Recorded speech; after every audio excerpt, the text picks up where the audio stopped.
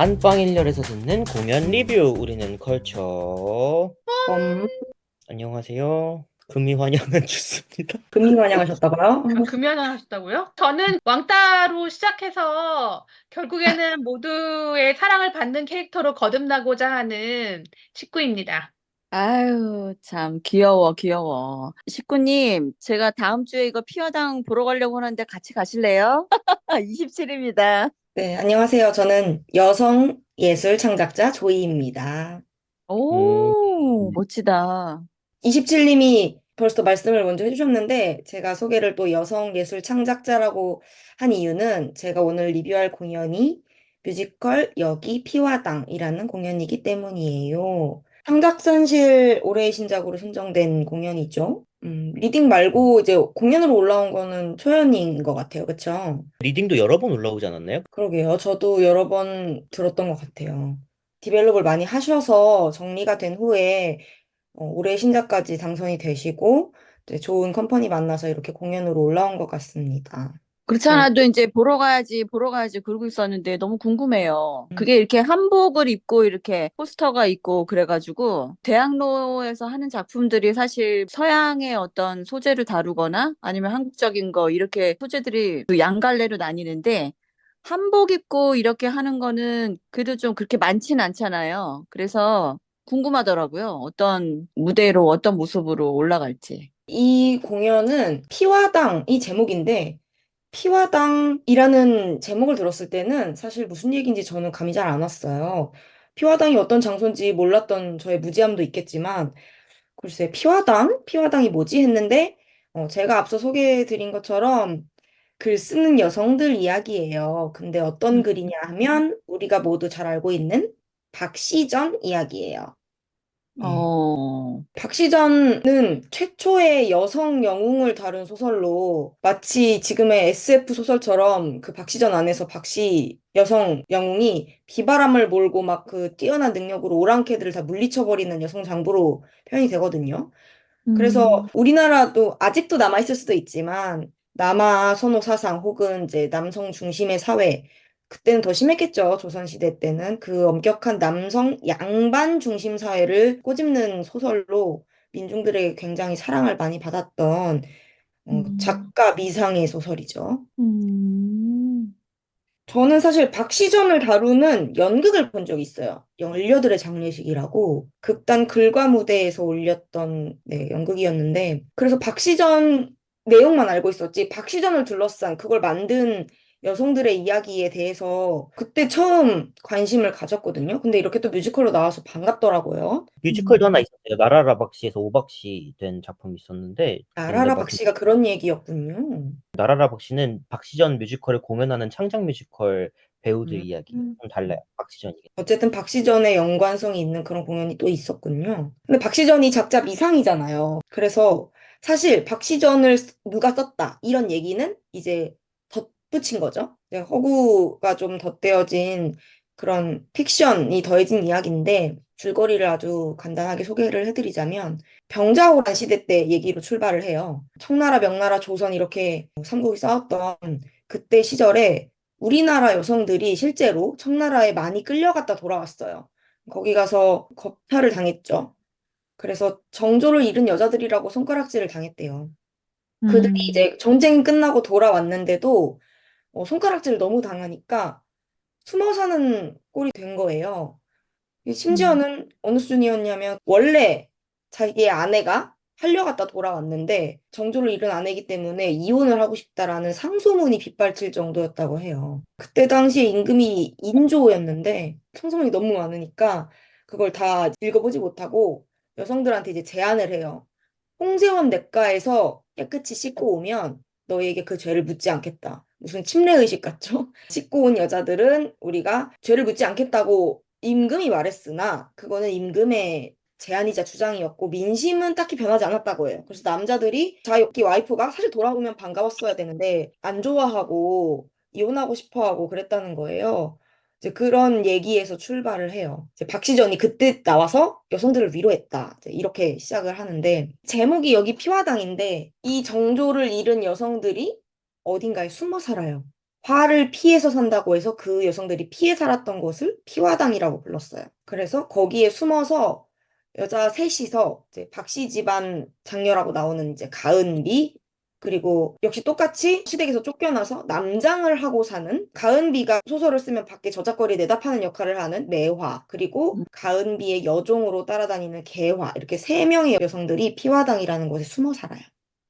그래서 숨어 살면서 어떤 이야기를 써서 밖에 내다 파는 거예요. 돈이 필요하니까. 그래서 저작거리에서 사람들이 종이에다가 쓴 글을 이제 얼마 주고 사면 그걸로 이제 매화가 먹을거리를 사오고 그러면서 이제 연명을 하는 거죠. 그리고 똑같은 시대에 후량이라는 남성 선비 캐릭터가 하나 나오는데 그 캐릭터는 억울하게 옥살이하는 아버지를 빼내기 위해서 우리 아버지가 굉장히 억울하게 들어가셨습니다라는 호소문을 써서 벽보를 막 붙이고 다니는 역할이에요.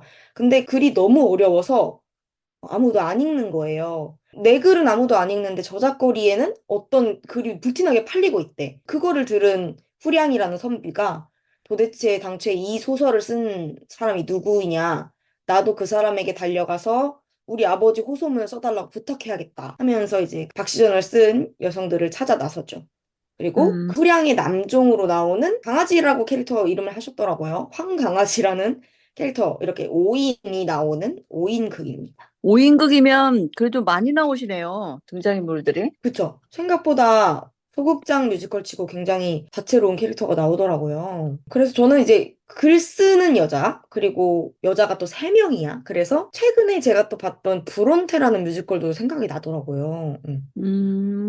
브론테 음, 자매들의 글 쓰는 이야기이죠. 브론테에서는 자매들의 신경전이 굉장히 긴밀하게 다뤄지거든요. 그 자매들끼리 글 쓰다 싸우기도 하고 네 글이 낫네 내 글이 낫네 하기도 하고 그래서 화해하기도 하고 이러는데 희화당에서는 여성 3명이 외부에서는 사실 천대받는 입장이다 보니 자기들 셋이 똘똘 뭉쳐요. 그래서 글을 셋이서 같이 썼다. 그렇게 나오는 게 브론테보다는 조금 보기가 편했습니다. 근데 이게 레드북 같은 경우에는 그때 당시에 여성들이 막 글 쓰고 이런 걸 잘 못하는 그런 시대였잖아요. 여기도 그래서 숨어서 쓰나요? 사실 그래서 숨어서 썼다 이런 얘기는 딱히 나오지는 않았어요. 그런데 이미 음, 여성들이 정조를 뺏겼다 이런 식으로 폄하되는 시기였기 때문에 무슨 직업을 갖는 것 자체도 굉장히 천대받았던 시기인데 글 쓰는 음, 것도 그렇게 인정받지 않았을 것 같고 음, 아무래도 남성 중심, 근데 그냥 남성 말고 심지어 계급 남성, 선비 남성 중심의 사회였기 때문에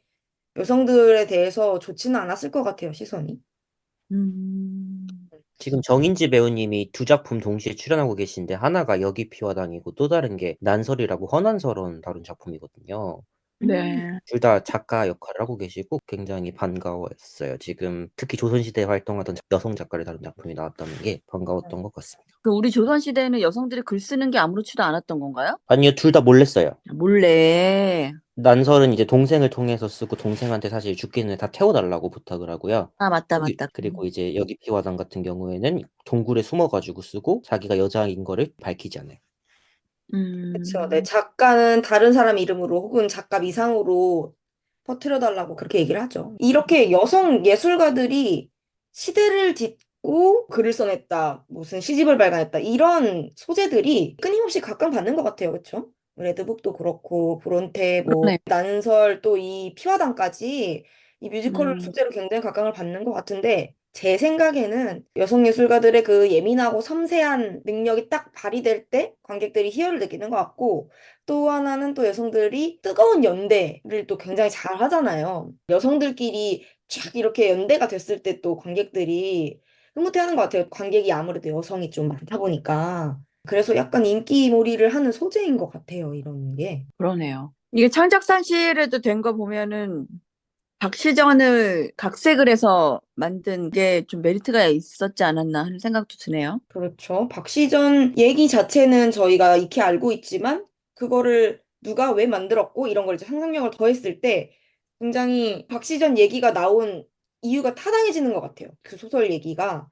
음, 그 작품이 이제 처음에 창작산실에서 출품했다 그랬을 때 그 작품에 대해서 기대치가 되게 높았거든요. 제 기억으로는 박시전을 가지고 뭔가 새롭게 해석했다고 해야 되나요? 그래서 그 작품에 대한 사실 저 개인적인 기대치도 높아요. 근데 그 기대치를 충족할 만큼 좋게 이렇게 나왔나요? 산실 리딩 때랑 많이 바뀌었대요. 근데 아, 아무래도 진짜요? 뭐 컴퍼니 만나고 연출가님 붙고 이러면은 이제 뚝딱뚝딱 수정이 되잖아요. 제가 아는 선에서는 남성 캐릭터 역할이 굉장히 축소됐어요. 초반에 리딩 때는 남성 캐릭터가 박시전을 쓴 작가를 추종하는 느낌? 팬심으로 추종해서 막 되게 따라다니고 자기도 이 소설을 재밌어하고 이런 역할로 나왔었는데 지금 올라간 공연에서는 남성 캐릭터 역할이 많이 축소되면서 많이 나오지 않아요. 등장 자체가 적어졌고 그냥 쫓아가서 내 글을 의뢰하는 딱 그 니즈만 가지고 출발을 해서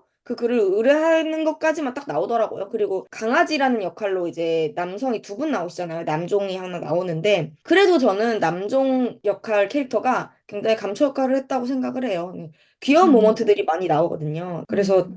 초반에 비해서는 캐릭터성은 좀 약해졌으나 이제 여성 서사를 강조하기 위함이 아니었나라는 생각이 들더라고요. 확실히 여성들의 얘기로 보여지긴 했어요. 그러면 좀 왠지 인물이나 이런 것들 좀 다면적으로 볼 수 있는 것들이 너무 단선적으로만 지나간 게 아닐까라는 걱정이 되는데요, 저는. 근데 그것도 있는 것 같아요. 난설 작가님은 나름대로 허난설원에 너무 아픈 실화가 있다 보니까 허난설원의 입으로 자기 아픔을 말하는 걸 원치 않았다고 하면서 그 방식이 남성 캐릭터들이 다 난설에 대해 이야기해주고 정작 허난설원은 분량이 많이 없었어요. 그러다 보니까 그거에 대한 많은 비판이 있었고 최근까지도 얼마 전에 리진 같은 경우에도 그렇고 이제 여성 실화의 여성을 주인공을 하면서 정작 남성들의 분량이 더 많은 경우가 많았거든요. 그런 거에 대한 비판이 꾸준히 있다 보니까 여기 피어난 같은 경우에는 여성들이 직접 여성들의 이야기를 하는 점을 중점으로 두신 것 같아요. 좋은 의견이신 것 같아요. 이게 식구님께서 단순해질 것을 걱정해 주셨는데, 이게 사실 극중국 구조를 취하고 있어요. 밖에서 음, 글을 쓰는 피화당에 모인 여자 셋 얘기와, 그래서 박시전 얘기가 뭔데? 하면서 박시전을 또 직접 배우들이 연기를 하거든요. 그래서 음, 극중국의 구조라서 저는 그렇게 단순하게 보지는 않았고, 이제 극중국은 사실 캐릭터를 휙휙 바꿔줄 수 있는 연출적인 장치가 되게 중요하잖아요. 근데 여기서는 가면을 딱 써요. 가면을 쓰면서 박시전 얘기를 싹 들어가는? 그래서 이제 글을 썼던 사람이 박씨의 역할을 딱 하고, 누가 오랑캐 역할을 하고, 이렇게 가면을 쓰면서 극중국으로 딱 표현되는 게 재밌더라고요. 극중국이 있구나. 네, 박시전 얘기를 극중국의 형태로 보여줍니다. 음.